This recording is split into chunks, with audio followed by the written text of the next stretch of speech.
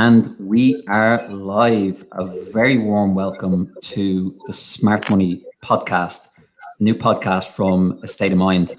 I'm absolutely delighted to be joined by my guest today, journalist Rob Kidd. So, Rob is a contributor to Forbes Sports Money, Off the Pitch, and is also a reporter for La Liga TV. Rob has also contributed to other publications, including BBC Sports. Rob, how you doing today? Good, thanks, Dave. How are you? Yeah, all good. Thanks so much for coming on. We really appreciate it. Thanks for having me. And you're based in Valencia, Rob. That's right. Yeah, Valencia. So it's a nice sunny day again today. So thanks from me. I'm definitely very jealous. I'm looking out the window right now, and it's just started snowing. Yeah, for anyone else in Boston, you know how I feel. But if you're just joining the Smart Money podcast for the first time, we launched last month. As said, it's a new podcast from A State of Mind. We are less focused on the day-to-day ins and outs of football, and we're more focused on the big ticket items, really the business of football. And with that kind of in mind, some of the topics we're going to cover, and it's going to be a very kind of wide range of topics. We're going to jump into a potential joint football league between the Netherlands and Belgium. We're then going to look at how Brazil has brought in a new rule to potentially end its managerial merry-go-round and the financial implications for that. And as our kind of headline says here, another month, another Italian club decides to rebrand. We'll look at why that's happening. And then finally, we'll cover off a topic that Rob has delved very deep into, how clubs are increasingly using technology to spot, scout, and sign players. And we asked the question, is Football Manager actually becoming a reality? So we're live on YouTube, Twitter, and Facebook. If you're on our YouTube page, definitely give a subscription to State of Mind. We're roughly at about 11,000 subscribers and slowly building the channel. And we're slowly rolling out more shows month on month. So I'm sure you'll find something that you like. So with all that being said, let's jump into our first topic. So last month, all of Belgium's professional football clubs voted unanimously in favor of forming a combined league with the Netherlands. This has been dubbed the Liga. So Rob, first of all, the most pressing thing when we come to this, given your background as a reporter for La Liga TV, what do you think of the name? I don't mind it, Liga. It's got something. I mean, I'm not sure. Is it just kind of alphabetical, and that's why Belgium gets to go first? I'm not sure if that would cause any issues, but no, I expect it's very much a working title. But as that is, it's not too bad, I think, Dave. Yeah, I agree. I'm not sure, given the size of both leagues. I think the teams in the Netherlands might think they're a bit bigger. But I suppose looking into this more deeply, and it might be indicative of why this move is potentially happening. The CEO of Club Brugge, which is obviously one of the biggest clubs in Belgium, quote said, "Sooner or later there will be a European Super League with games between Bayern Munich and Real Madrid on Sundays." Do you think that's an indication as to where they see these clubs going, that they need to pool as a league to really compete against these teams? Yeah, I think it is really, and I think we'll probably come on to this, but part of the reason that they're talking about this joint league is that they really need to try and close that gap with the big five of Europe, which obviously is La Liga, English Premier League, the German Bundesliga, Serie A, and Ligue in France. The difference in revenues between those five and the rest is huge. I mean, I think if you look at something like TV deals, the Premier League, I think their domestic TV deal at the moment is about £1.6 billion. The other big four that I've mentioned there, it's around about €1 billion, euros, that kind of thing. The sixth, I think I'm right in saying, is the Turkish league, which is more like 300 million. So it's a really huge drop off. And I think other leagues are seeing, we need to try and close the gap with those big five. And this potentially is an option for Belgium and the Netherlands to do that.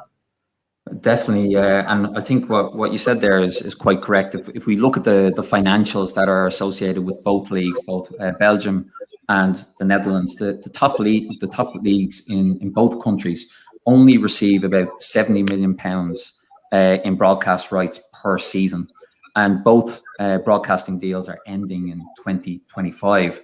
And interestingly enough, in kind of coming to this stage, both leagues had actually commissioned Deloitte, the big consultancy, to look into what a joint league would look like. And I found that the windfall would be 400 million per season for such a joint league. Do you see the smaller teams from Netherlands or from Belgium actually being winners from this as well? Or is it just the big teams get bigger because they want to compete with Real Madrid? Yeah, I think that's a really good question. I mean, I think the issue when we talk about these kind of joint leagues is the teams who are left behind. I mean, I think if we look at the kind of makeup, what's been talked about is it would be an 18 team league. The Dutch sort of big six of Ajax, PSV, Feyenoord, Alkmaar, Utrecht, and Vitesse Arnhem. And then Belgium's biggest five clubs: Anderlecht, Club Brugge, Standard Liège, Ghent, and Genk. Probably pronouncing those wrong, but and I think the last 7 places they're talking about would be determined on this results over the previous 5 seasons, which, you know, probably isn't perfect, but it is something. But what I guess would worry people is they haven't yet spoken about relegation. They haven't spoken about what happens to those teams that aren't part of this new elite 18. And, you know, I think in my opinion, you've got to make it can't be a closed league. There has to be a promotion and relegation. But then those other teams, how hard is it going to be to get promotion? Perhaps there's, you know, if it's still a regional league, you might need to win the Belgian league or win the Dutch league, the sort of second tier, and then maybe there's a third place in a playoff. So there's a pretty low odds. And I think it's natural that, you know, if there was this new sort of almost super league, I guess we can kind of say, I think that's a bit of a tricky term at the moment. What is going to happen to those other clubs? They're going to have fewer big teams. If you're a smaller team in Holland, I don't want to name one for risk of offending their fans, but if you're a smaller team and suddenly Ajax, Feyenoord, PSV aren't in your league anymore, you're not going to be playing those teams. You're not going to get the gate receipts from that. Your commercial value is going to be less. So I think that's always the issue with these, really, Dave, is that, you know, the big teams, yes, of course, they want to make more revenue to compete with bigger rivals in Europe. That makes complete sense. But what's going to happen to those teams who aren't part of this new league? And on that point, do you think fans from other countries would actually tune in just to see such a unique joint league? Because from my knowledge, there's not that many of them even around the world, let alone in Europe. This would really be a landmark league that obviously we'll get into the implications for other leagues in a second. But do you think fans from just nearly a uniqueness standpoint would actually tune in for maybe the first season to see what would take place? Hard to say, I think. I mean, possibly, yeah. I think looking at that Deloitte report that you mentioned there, and, you know, this figure of 400 million euros, wasn't it, for a potential TV deal? That's obviously a domestic kind of TV deal, because, yeah, the biggest fans of those clubs are in those countries for sure. Having said that, I think you're right that there may be some intrigue with, you know, it's not that often that you do get to see Ajax versus Club Brugge, and okay, maybe that's not quite as exciting as, you know, some of the real big European teams that you might get in the Champions League, but I think there could be some intrigue, because these are, you know, both countries that have a real rich history of producing some very good players. I haven't looked recently, but I know Belgium, I think, were ranked #1 in the world recently. And, you know, yes, most of those players now play in the big 5 European leagues, but they do have a habit, particularly teams like Ajax, of developing really good young talent. And if you can see, you know, some of these players before they kind of take that next step, I think there could be some interest from fans around that. Yeah. And some of the pushback, actually, interestingly, has been from domestic fans. The biggest kind of pushback today from Belgian fans, they're complaining about longer travel distances. Obviously, now the there is a border between the two countries, obviously, but it's the European Union, as you know from living in Spain. You can kind of travel across borders fairly easily. Outside of that issue that they've kind of raised, which if you've ever gone from Newcastle down to London as a fan, I'm sure it's the same issue. They've also mentioned that they see it as a threat to their own football culture. And even today, there's been fan groups coming out complaining about the proposed changes to the Champions League, something we actually discussed last month. Do you think this kind of issue of fans feeling the way things currently are and the money that's kind of hanging from the tree, do they feel a disconnect with what's happening? And this is maybe another example of it. That's a really good question. Yeah, I mean, I suppose just to address the travel argument for a moment, which I think is definitely legitimate. If that's what fans are saying, they're the ones that are going to be attending the matches. I think, like you say, it is all relative, because I did a little bit of research. I think the longest this season, the longest journey in the Premier League, for example, is Brighton to Newcastle, which is about a 5.5 hour drive, give or take. I had a little look thanks to Google Maps, and it looks like from somewhere like Alkmaar, which is in the north of the Netherlands, to Liège in the east of Belgium, it's going to be about 3 hours in a car. So they're not huge journeys. I understand if you're used to an hour or so, it's going to be different. But I suppose the payoff is, if you're a fan of Liège, you get a visit to Ajax, to PSV, to Feyenoord, which you didn't have before. But yeah, in terms of that bigger question about sort of the culture and the disconnect fans might be feeling at the moment.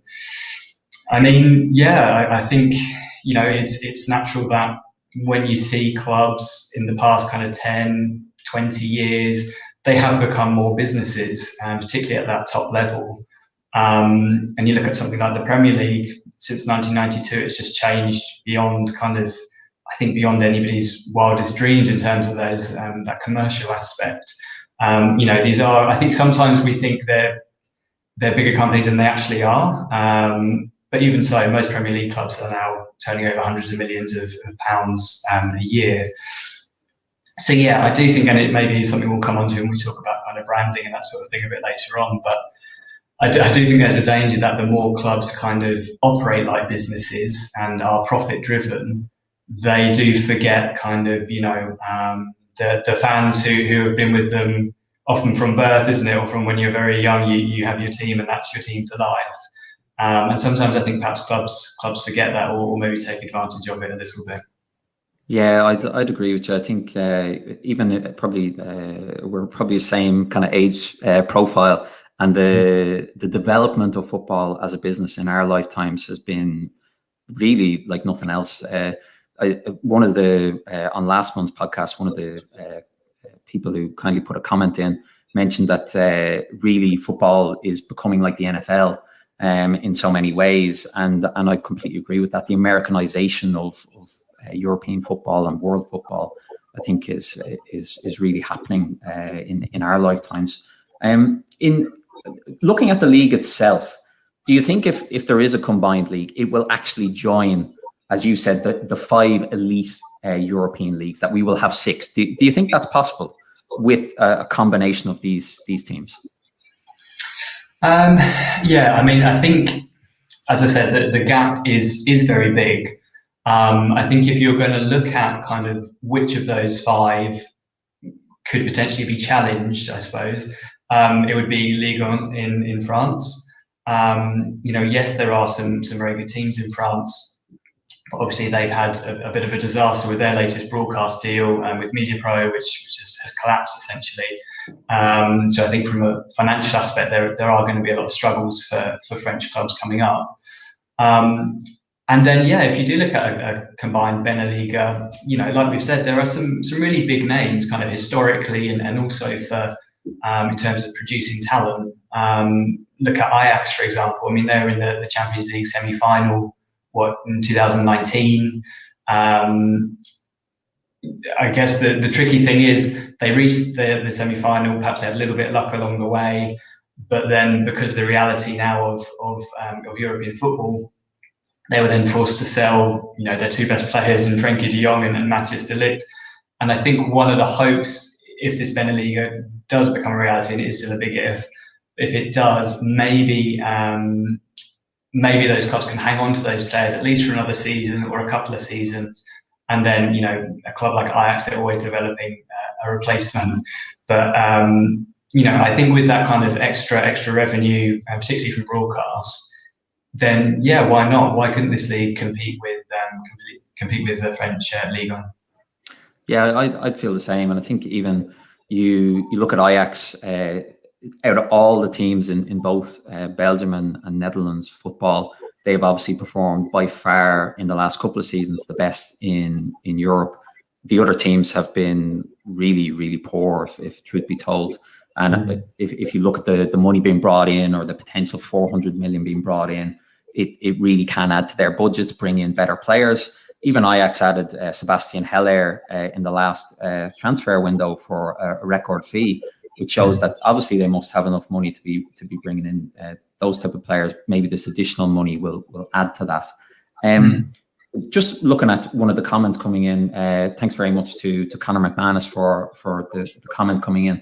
Conor asks, would some of the smaller teams, for example, Zwolle, which is a Dutch team, be skeptical of the move and the impact it will have on bringing youth in, or would it actually be balanced out with a good TV deal? What do you think yourself, Rob? Yeah, I think that's a really good question from Colin. I mean, I suppose in terms of the youth aspect, if you're a young player, it could go one of two ways, because if a team like Zwolle are kind of not part of the Beneliga and are in this sort of new second tier division, it may be an opportunity to blood young talent a bit earlier, rather than say going to an Ajax, and even as a young player, it's going to be very difficult. You might not get minutes, whereas at another team that might be possible. I think it comes back to, like I said before, and I think the Premier League breakaway is a really good example, because sometimes people act as if the Premier League's been around forever. It hasn't. It was 1992 when it came. It was a little bit controversial at the time. And if you look at now the Championship and how the gap between those two divisions is just massive in terms of finances. And it has led to this thing where if you get promoted, it's an incredible prize. It's going to, if you handle it right, it could set you up for a long time with parachute payments and that kind of thing, even if you do get relegated. But the flip side of that is a lot of Championship clubs are spending beyond their means. And I guess that would be my worry, that again, a club like Zwolle, are they going to overspend, overcommit in a drive to kind of get to that promised land of the top division? So yeah, I don't think it's an easy answer, but I think those are the clubs who will be a bit more sceptical and a bit more concerned about this. I definitely agree, and if you look at the situation in England, it's quite scary what's going on in the Championship with these clubs. I think Sheffield Wednesday, the terrible situation they're in financially, it really is a warning for what can happen. I think at the moment, Wednesday are spending 160% on their wages for their players. So it's crazy. It's really the money train has to stop at some stage. And looking at this really big picture, we've talked about the benefits and some of the potential downfalls. Be competitive. Will it join elite leagues? What do you think other leagues looking at this, say Scotland, which obviously with a state of mind, we're quite focused on Scottish football, Scotland, and maybe some even leagues in Ireland, and some of the leagues in the Balkans, maybe even the Greek league. What do you think they will take from this potential move? Yeah, I think, I suppose it's that kind of thing that nobody wants to be the guinea pig, perhaps, to make it happen. And I think it's important, like you said. I think the TV deal for both Belgium and the Netherlands runs out in 2025. So this isn't going to happen overnight. But I think leagues will be looking on with interest. Like you say, the Scotland one, personally, I don't think we'll ever see Rangers and Celtic join the English pyramid. I just think the impact on the rest of Scottish football would be disastrous, really, and I don't think that will ever happen. A few, though, which have been talked about recently, which are kind of interesting, is this idea of an African Super League, which apparently Mr. Infantino from FIFA was talking about. I'm not sure quite how much truth there is in it, but that, I think, is a bit of a non-starter. I think that the logistics there are just huge. You talked about travel times. I mean, between Belgium and Netherlands in Africa, it's going to be impossible. Plus the size, and there are 56 different confederations in African football. So I think that is probably something that's going to be very difficult. Another really intriguing one that's been talked about recently is the US and Mexico, which, again, big logistical challenges in terms of distances mainly. But I think that the rationale from it is quite interesting. I mean, the US, if you look at when US teams play Mexican teams in continental competitions, the TV audiences are huge. And I think, part of that is obviously there's this growing Hispanic population in the States. Without wishing to generalize, a lot are kind of football mad or soccer mad. So I think that one actually could potentially have some legs. We've also already got Canadian teams playing in the MLS. So, why not kind of have a league which sort of encompasses teams from all three of those countries? I think the potential there could be quite interesting. I'd agree with you. And being based in Boston, I've seen it myself. Coming from Europe, we kind of have this idealized view of Europe being the kind of hub for soccer or football. And it definitely is, but definitely even from my own time here, people are playing soccer. You see it every day. Young kids, adults of all kind of ages as well. Even in terms of TV stations here, over the air, kind of free TV, they broadcast Champions League, they broadcast the Mexican League, they broadcast MLS both in English and in Spanish as well. So I think you're right. And as well, there's a lot of focus in the US on the national team, both women and men. And I think that focus will only increase with the better players that come through. And out of all the leagues, I'd agree with you. I could see some of those synergies coming together.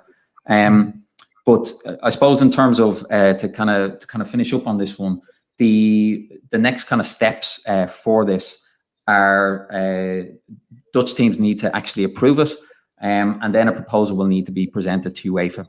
So really, as we've kind of discussed, until probably in the next year or so, we might not see much movement on this, but it'll be definitely one interesting kind of topic to keep an eye on, and obviously has far-reaching implications. Just looking at some of the comments, Feed the Bear, is this a new podcast? Yes, it is Feed the Bear. It's a new monthly podcast from State of Mind. The Smart Money is going to be focused on the business of football. So thanks so much for tuning in, and hopefully that answered your question. So moving on to our next topic. This is a very, very interesting ruling coming out of Brazil. So Brazil has finally decided to end its managerial merry-go-round. In the last month or so, the Brazilian FA and their clubs agreed to a landmark decision to curb the number of managerial sackings that teams can make. So teams are limited to only 2 head coaches per season. And one of the specific reasons cited by the CBF, which is the body which regulates the game in Brazil, was, quote, financial planning. So, Rob, this is a very, very unique ruling. Would you agree?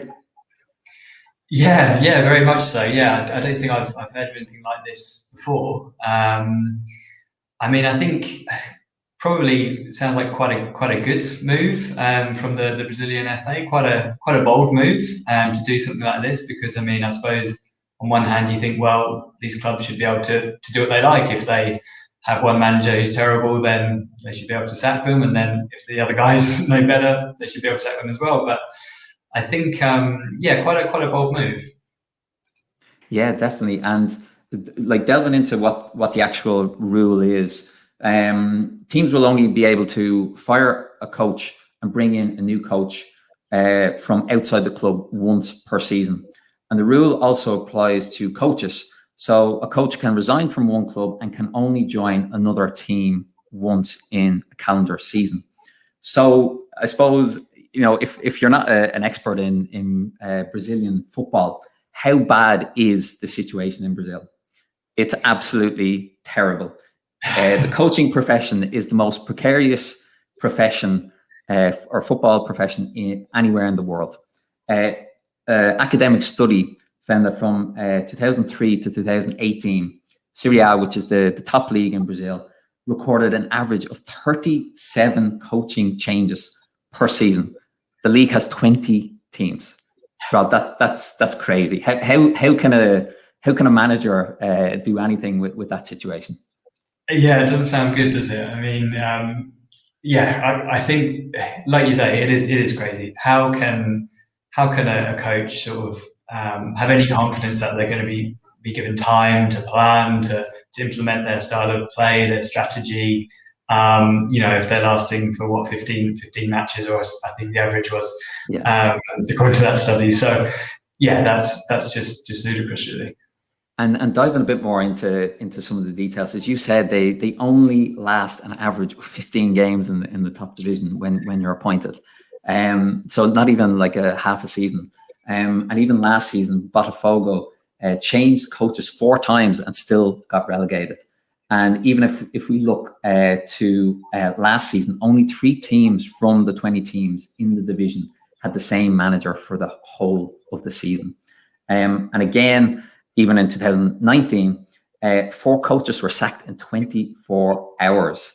It's crazy stuff. So outside of obviously the reasons we've kind of mentioned already, do you think finances also play a part in this, as mentioned by our intro here in what the CBF said? Yeah, definitely, because I suppose it's like in any job, if you have a job and you're appointed on a 2-year contract and you're sacked after 6 months of that contract, you'll be entitled to compensation. And if that's what's happening, that coaches are getting contracts and then being sacked, the clubs are going to have to pay them what they're owed. So I think that's a big reason for it. And I think it's potentially quite a shrewd move from the Brazilian FA. I guess what it's going to do is it's going to encourage clubs to be more careful, more strategic with their planning. We do often see in football, I think, like you said earlier, the kind of managerial merry-go-round, the same names get jobs. Sometimes people aren't quite sure why, if they haven't done a good job at the previous club. Whereas maybe this will kind of make clubs think, right, what's our strategy, not just for this season, but say for the next 3 seasons or next 5 seasons. What type of football do we want to play? What sort of coach do we want? And then kind of make those decisions with a bit more of a strategic angle, I suppose, rather than just going, okay, this guy's available, let's get him. We know his name, but they can make that search a bit more in depth, perhaps. It's definitely short-termism on steroids in Brazil, even compared to other leagues. And to hit upon actually something you mentioned, Rob, one coach, a guy called Oswaldo de Oliveira, probably not pronounced his name at all correct. He's actually coached 10 of the big 12 teams in the top division in Brazil. That's like Jose Mourinho coaching all the top teams in the Premier League. It's on a different level. And going back to that payoff issue, Mourinho is a prime example of really a payoff type manager. So when he got sacked by Man United, his payoff was 19 million. And that didn't even factor in his backroom staff, which is something that, again, fans tend to forget about. The huge cost of not only bringing the manager in, getting rid of him, and then the backroom staff. Do you think, again, Brazilian football isn't exactly flush with cash? It's nearly a net exporter of its best talent. With this more moving away from the short-termism, coaches will have longer to be there. Will it keep players there, younger players, or will it kind of develop them a bit more instead of at the age of 18 they have to go to Europe, do you think? Yeah, it's a good question. I think that's always going to be tricky. Just again, like we were saying earlier, it's the law of kind of the big five leagues, and I suppose for a lot of young Brazilian players, those top European leagues is very great. And we've seen it with players like Vinicius Junior at Real Madrid. I think I'm right in saying he only played a handful of games for Flamengo, I think it was, and then he'd already been sold. So I'm not sure if kind of this rule will have a huge impact on that, if I'm honest. But potentially with kind of the really young players who would benefit from a bit more development and playing a bit more playing time in Brazil. Maybe for those guys, yes, it will have will make a difference, particularly if the club has like a clear strategic plan. A clear way of playing. It's not, because it would be difficult for the players as well. You get a new coach and suddenly they want you to play a completely different style to what you've been training in pre-season, for example. That's not easy. So so hopefully it will have kind of a good impact on the league overall. And actually switching gears now to managers, Brazil obviously has a huge lineage of fabulous kind of managers who've gone to every pocket of the world and done fabulous work. However, one trend in more recent years has actually seen an opposite influx of European managers coming in and coaching Brazilian teams. For example, two Portuguese managers have won the Copa Libertadores, which is obviously the Champions League in effect of South America, in 2019 and last year as well. Do you think this rule is maybe an indication that also the CBF is worried about the quality of coach coming through and that they need to really get back to basics and give these guys a chance in Brazil? Yeah, it could be, and I think if that's the case, then maybe that's fair enough. Maybe that's a good reason for doing it as well. As you say, Brazil is kind of a football mad country. There's so much playing talent. It makes sense that there's a lot of coaching talent as well. So if this does help Brazilian young coaches or gives them an opportunity, because I think one of the rules is that you can only replace a manager once, but then if you really want to get rid of the next person, you can promote from within the current staff. So that could be a reserve team manager or a youth team boss. Somebody getting a chance that perhaps they wouldn't have got before. I think that could be a good thing too. It's going to be very interesting to see how this plays out, and also if other leagues are going to adopt it. The savings, obviously, financially, Brazilian teams will make, and then obviously the development of players and coaches. And as the head of the CBF said, the idea with this rule is that it will end musical chairs for coaches. So we'll have to see how it gets on. The new season of the Serie A is due to begin at the end of May and finish in December. So we'll definitely have to keep a close eye on that one. So moving on to our next topic. This is one that really grinds my gears, I have to say. Club rebrandings. So yet again, a couple of months pass by and a club decides that it needs a rebrand. So after 113 years as a football club, the venerable Internazionale revealed its most recent rebranding in the last couple of weeks. It was led by the launch of a new crest. It actually removed the letters FC, Football Club, not sure what that's about, and the gold colour from their new badge, leaving the letters I am, which is obviously a play on that phrase. This is actually the 15th time that Inter have tinkered with their crest since foundation. Rob, why are clubs doing this? Did you go back through? I had a look, Dave, in preparing for this. I had a look at some of the previous brands, and this is far from the worst. Believe me, there was one I think in the 80s with a snake, which was very awesome. I don't get it. Like, what's your take on this? Yeah, I mean, I probably don't get as upset as you do by it, but I think you have to look at why they're doing it. And Inter Milan were quite, in their statement, they said they wanted to appeal to a younger and an international audience. So I think in saying that, they're making it clear that this rebrand isn't for current fans of Inter.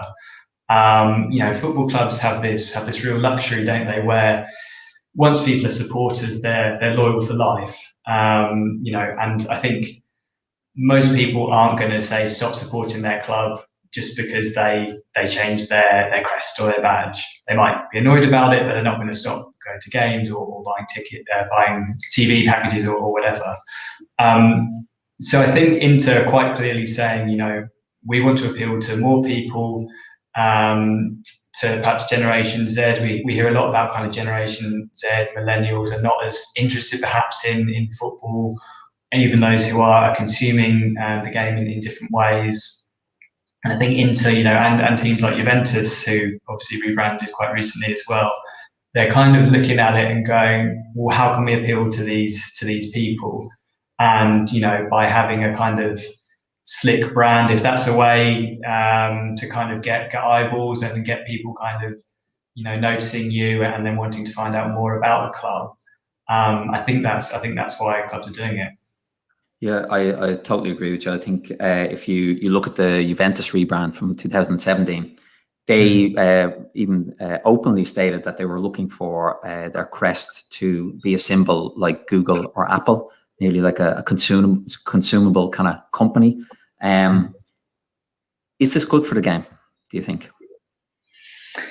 Well, yeah, that's a good question. I mean, I think you can understand why clubs are doing it. I mean, it's for those reasons we've just said. It's essentially to make more money, to increase their commercial appeal. Which, on one hand, you can say, well, that's not so good for the game because it is, like I've already said, it's alienating a lot of fans. It's pushing a lot of people away. It's making football kind of unaffordable for a lot of people, which is obviously not good.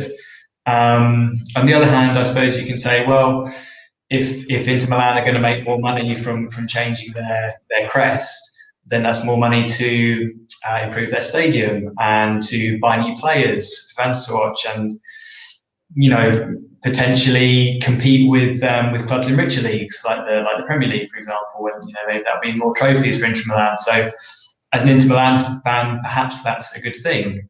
But I think it really is reflective, like we've said before, that these companies are business brands now, and like any business, they're going to rebrand if they think it's going to be commercially successful.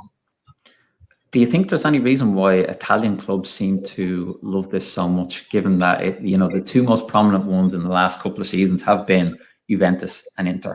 Is it a reflection to something we kind of mentioned about kind of Serie A trying to chase after the gravy train of the Premier League, do you think? It could be, yeah. I mean, I think if you look at Serie A, it perhaps has kind of lost a little bit of its allure in the past, I'm not sure, maybe 5-10 years. Like, to me, it does feel like the kind of Premier League, La Liga, and probably the Bundesliga are above it now in terms of quality and in terms of commercial appeal. So I think Serie A has been doing a few things recently. We had they're investigating, obviously getting private equity into the league. They just signed a broadcast deal with DAZN, so kind of obviously have a streaming element. So it does look like they are trying things to become more commercially successful, to reach new fan bases, younger generations. But I'm not sure. I mean, we have seen rebrands in other leagues as well, haven't we? So perhaps it's not specifically Italian clubs, but maybe it's just that in the past kind of couple of years they're kind of cottoning on to trying to grow their fan base that way. And a point you mentioned there, some of the more infamous rebrands, some of these are really unbelievable. You can't believe these happened.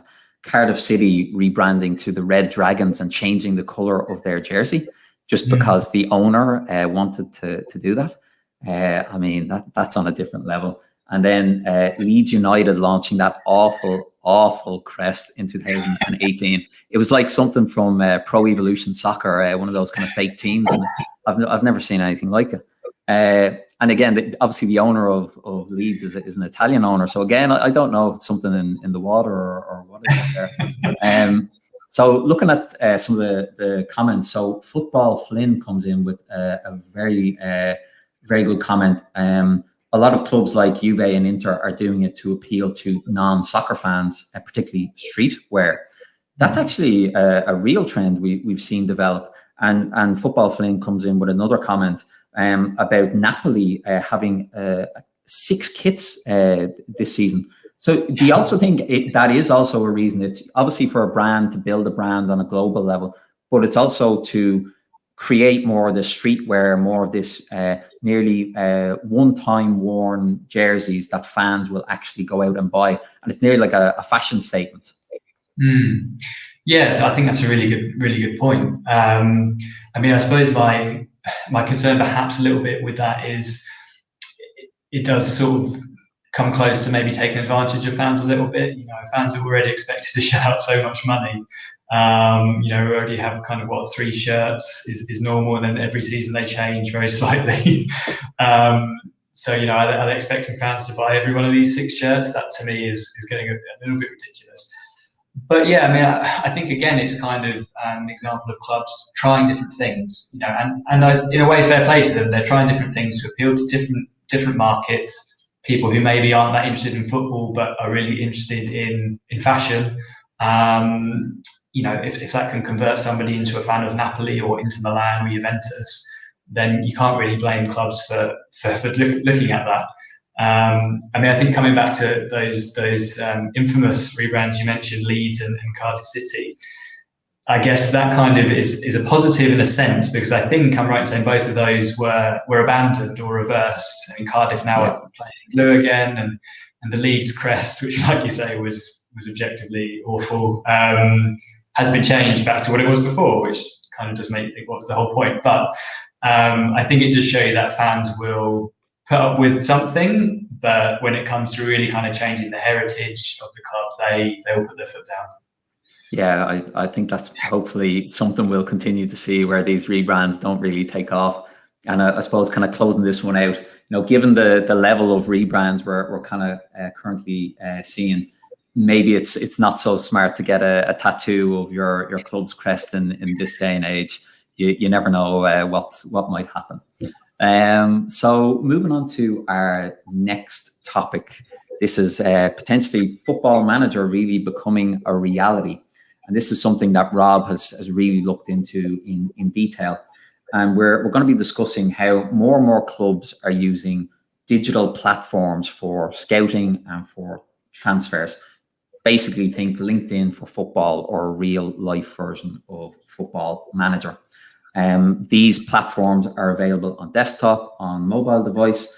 Clubs at a click of a button can basically buy, sell, and loan players as well as scout players. And Rob, you wrote about this new phenomenon recently. Can you just jump into it and give kind of an overview to some of our viewers?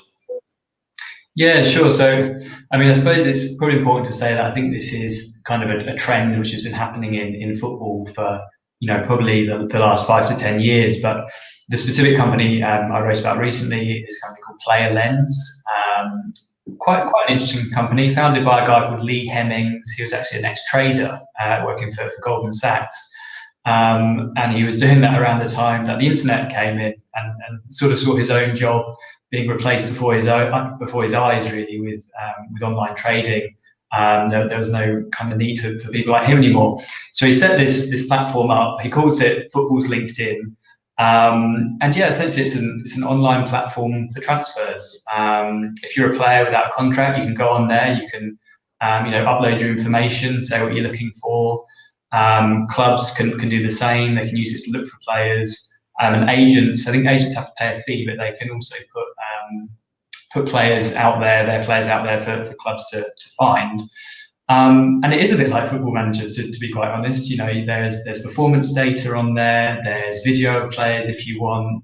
If I'm a club in the Championship and I'm looking for a left-footed centre-back for €5 million with an EU passport and 6'2", you type that in and you have a big list that you can, have a look at them, see if they kind of fit the bill, and then send somebody a message on the platform. So it's quite interesting. I mean, I think his idea is to try and sort of bring some efficiency to the transfer market, which is often a bit of a kind of secretive, sometimes a bit of a murky place, I suppose. A lot is kind of done through who you know, agents obviously are involved. So I think that's kind of really the plan with Player Lens. And there's obviously other companies doing this type of platform as well. And with these kind of platforms, what do you think the benefits are for the clubs? I think the main benefits, I mean, Player Lens as an example, I think they've had about 600 clubs or so from all over the world using this platform. And, you speak to them and they say, it's big clubs using it as well, the big six in the Premier League, for example. But I think clubs that will really see value from something like Player Lens are clubs who don't have the scouting capabilities of those in the big five leagues. For example, if you're a club playing in a league in Asia, you can use something like Player Lens to, I suppose, cast that scouting net a bit wider without having to actually physically be at a game in, for example, the German second division. You might find a player on Player Lens who you like, and not have to actually travel to go and see that player in the flesh. Having said that, I think, when you speak to sometimes football people, as in scouts and that kind of thing, get a bit worried about this talk of data and analytics, because they think it means that, clubs are buying people just based on he's got good stats or she's got good stats. That isn't the case. I think what all these people say is, yes, it allows you to kind of cast that net a bit wider, but then of course you have to see the player play in the flesh before making a decision. But what it's doing is it's just putting them on your radar, and perhaps they weren't on your radar before. And on that point, do you think it'll get to a stage where clubs actually don't even see one of these players, or don't even kind of send a scout to wherever in the world that player might be, and might just sign them based off a platform like this? I don't think so. I mean, you hear stories, don't you? And I'm sure some of them are true, that players have been signed based on video, based on a highlights package, and you think most people could put together a highlights package and make themselves look quite good. Everyone, but most people. So I don't think that would happen, but I think for sure, somebody comes up that you weren't aware of because of just geographical logistics, for example, or it wasn't a league that you have the resources to cover. There are certainly hidden gems in that sense still out there. But yeah, if you're going to make an informed decision, you obviously have to see the player live as well, because there are things off the ball that you might not see. There are personality traits that don't show up in statistics necessarily. So it can't be all statistics, but I think it's I think the game is kind of moving towards this model where they do embrace that sort of scientific analytical thinking a lot more than in the past. Yeah, definitely, with the growth of kind of expected goals and all that kind of those type of metrics, we've really seen a growth towards that type of thing. And obviously with COVID as well, still kind of a huge issue. Travel to see players, all those type of things. Do you think with the current situation and the seriousness of the situation, that COVID has actually probably accelerated the use of these type of platforms by clubs, because they can't actually really go and scout these players for obvious reasons? Yeah, definitely. I think that's a really good point, and that's certainly something that that the guys from Player Lens were talking about. They'd seen a big increase during COVID. I mean, as well, I think it's sensible in terms of it saves money. Why go and look at a player if you haven't seen their stats already? You don't need to make that journey anymore. Club doesn't have to need to pay for the travel for that scout, even if it's a small amount. And also, I suppose, from an environmental perspective, football sometimes is talking about its environmental footprint, and if you can reduce kind of needless journeys like that, surely that's going to be a good thing. And yeah, I just think, now with so much data out there, it is possible to kind of get a feel, at least, for is this player worth watching? I think that's kind of the key a lot of the time. I was actually speaking to an agent just this week from one of the big agencies, and he was saying to me it's completely changed the way they deal with clubs. It used to be you would go to a club and say, I've got this right winger, he's 6 foot tall, he's good in the air, good crosser, what do you think? Whereas now it's the club saying to them, right, this is the statistical profile that we want in a player. They have to have, a bit like Football Manager, they have to have this level of speed, this score for crossing, and it's really kind of changed a little bit. But hopefully it's kind of changed for the better, I suppose, for club champions. And are you a fan of Football Manager yourself? That's a very important question. I had to ban myself because it gets too addictive, I think. yeah, I'm definitely the same. Yeah, I think some of Axon's contributors as well. Russell Boyce is a big Football Manager fan. And I suppose, to kind of finish up on this and get into our last topic, the fax machine has only just been kind of phased out for, transfers, and the infamous fax machine finally being retired from completing kind of transfer deals. And it might actually amaze some fans that these kind of digital platforms could be in place and could take the place of the fax machine. I think we might see how fans feel about it when maybe they hear about a player being brought in through one of these platforms, and maybe this player doesn't perform and is a bit of a flop. And I'm sure it'll be all over social media, but we'll definitely have to see how that goes. And to kind of hit on our last topic for today's show. So again, thanks a mil for everyone tuning in live. We're live on Facebook, YouTube, and Twitter. Definitely give a follow to A State of Mind's YouTube channel. We're currently at about 11,000 subscribers. And again, if you're tuning into The Smart Money for the first time, this is a new podcast from A State of Mind. We're focused on the business of football. We'll be on every month. So to jump into our last topic today, and this obviously given your own background, Rob, as mentioned at the top of the show, you're a reporter for La Liga TV as well in your career to date. La Liga last week actually became the first major football league to broadcast a full game on Twitch. And if you're not in the know, Twitch is the world's leading streaming platform for video gamers and is much loved by luminaries such as Axon's contributor Russell Boyce. So in terms of what this broadcast was, it was the Basque derby between Real Sociedad and Atletico Bilbao, and it was streamed exclusively to Spanish viewers. This is quite an interesting development, isn't it, Rob? Yeah, for sure.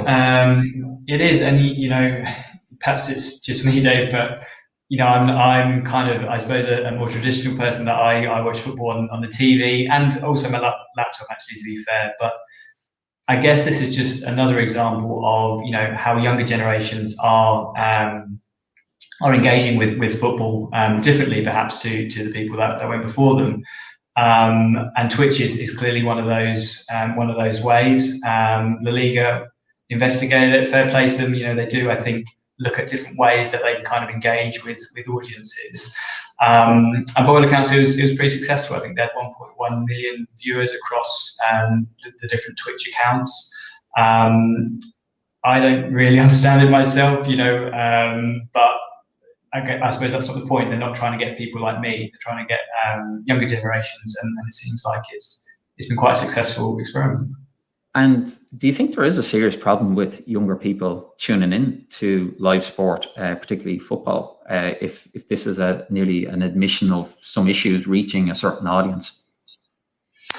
I think kind of the research at the moment tells you that it is a potential problem. I think there was a report out earlier this year. It found about 40%, 42% of 13 to 23-year-olds have no interest in sport, which I think if you're a football executive and you read a statistic like that, that's going to worry you, because that's a lot. So yeah, for sure, clubs need to be creative in how they're trying to get new fans. I think there's been a good example recently with Formula One. Have been doing a lot on TikTok, and have seen a real uptick in people, young people, kind of coming to their channels and wanting to watch Formula One. But yeah, I think, you know, clubs are aware of this, and leagues, of course. They know that there is a potential drop off coming in viewers, and they need to try and kind of get those people hooked early, if they can. And similar to that kind of hooked kind of angle they're going for, the implications of this are massive. If people aren't willing to pay for live sports, not even just football, the broadcast money and the kind of gravy train that football is currently on will end.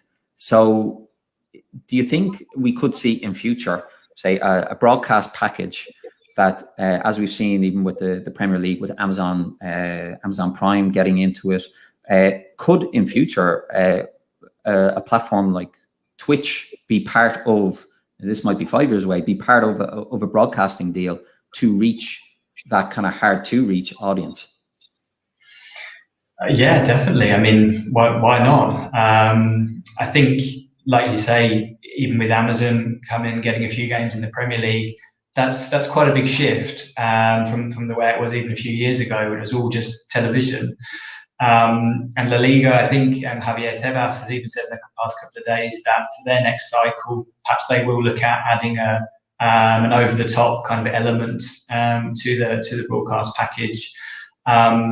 So yeah, I mean, leagues have to go where the eyeballs are, and if it's not all on TV subscriptions anymore, then obviously they have to look at things like Twitch, and they have to look at other kind of streaming platforms and over-the-top platforms. That's just kind of makes business sense, really, doesn't it? I mean, they've got to go where the viewers are. And from being based in Spain, is there a big kind of gaming kind of community with kind of even like FIFA and all that type of thing? Is it a big thing there from your own knowledge? I have to say my own knowledge is pretty limited. Football Manager. Yeah, I mean, certainly something you see is a lot of La Liga clubs, like in the rest of Europe, are investing in esports teams. Again, you know, something which isn't aimed at somebody like me, but it is obviously hugely popular. And so, you know, if they can kind of find those synergies, and it attracts more people, then they're gonna go for it. Definitely. And unfortunately, we've kind of reached the end of our show today. So definitely the Twitch issue we'll have to keep a close eye on. And I encourage anyone who hasn't checked out Boise's kind of contributions on Twitch to get on that straight away. But Rob, thanks so much for coming on today's show. It was an absolute pleasure. And obviously, I'd encourage anyone to give you a follow on Twitter and to read your great articles on Forbes and elsewhere. So thanks so much for being on, and thanks for everyone tuning in today.